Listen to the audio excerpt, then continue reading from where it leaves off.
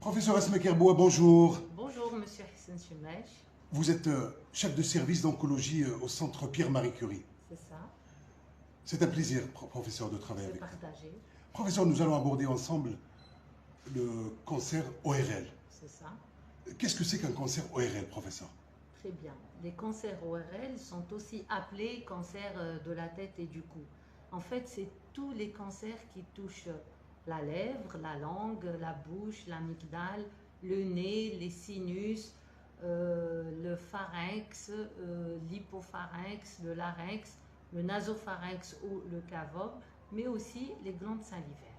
Professeur, ce sont des cancers sévères. Alors, ce sont des cancers, dans la majorité des cas, curables lorsqu'ils sont diagnostiqués de façon très précoce. Par contre, quand ils sont diagnostiqués à un stade avancé, c'est des cancers qui restent quand même mortels. Quels sont les signes, quels sont les symptômes de ce type de cancer, professeur? Alors, en général, lorsqu'on a un des symptômes suivants que je vais citer, qui dure de plus de 3 semaines, il faut aller consulter un spécialiste.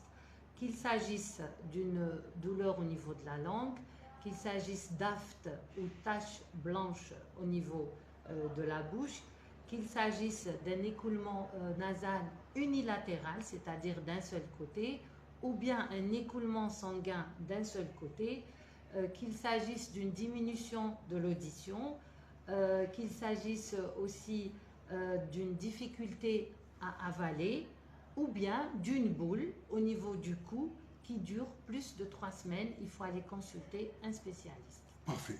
Professeur Asma Kerboua, qu'est-ce qui fait ces cancers? Quels sont les facteurs de risque?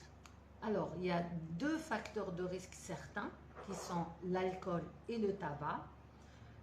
Pour tous les cancers de la tête et du cou, les cancers ORL, sauf le cavum ou le nasopharynx, qui est un cancer spécifique au Maghreb et au sud-est asiatique. Sinon, on retrouve le tabac, l'alcool, on retrouve certains virus tels que l'HPV pour les cancers ORL, en particulier l'amygdale, et l'Epstein-Barr virus pour le cancer du cavum. C'est un cancer qui touche toutes les tranches d'âge, professeur, dites-nous. Alors, c'est un cancer qu'on voit à partir de l'âge de 40 ans, de plus de 40 ans, mais qui peut se voir chez des sujets de plus en plus jeunes. En tout cas, 90% sont curables au stade précoce et 2 cancers sur 3 sont malheureusement diagnostiqués à un stade avancé. Professeur, maintenant pour les traitements, est-ce que les traitements sont disponibles?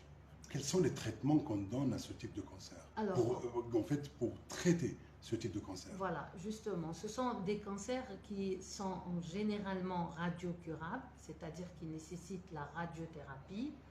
Ils sont chimiosensibles, mais le traitement de référence reste la chirurgie, mis à part le cavum qu'on n'opère pas. Sinon, tout le reste, c'est la chirurgie qui constitue le gold standard, le traitement de base. Il peut être suivi soit par la radiothérapie, donc radiothérapie associée à la chimiothérapie, ou bien la chimiothérapie seule dans certains cas. Il existe aussi des innovations thérapeutiques.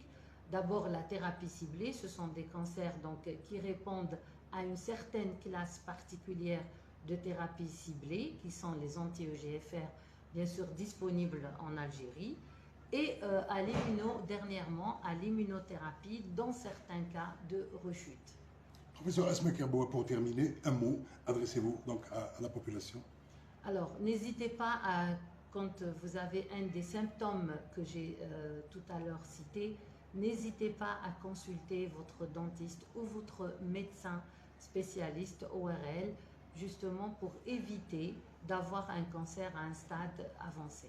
Parce qu'à un stade précoce, c'est un cancer curable. Professeur Asma Kerboua, merci beaucoup. C'est moi. Merci d'avoir répondu à nos questions. C'est moi.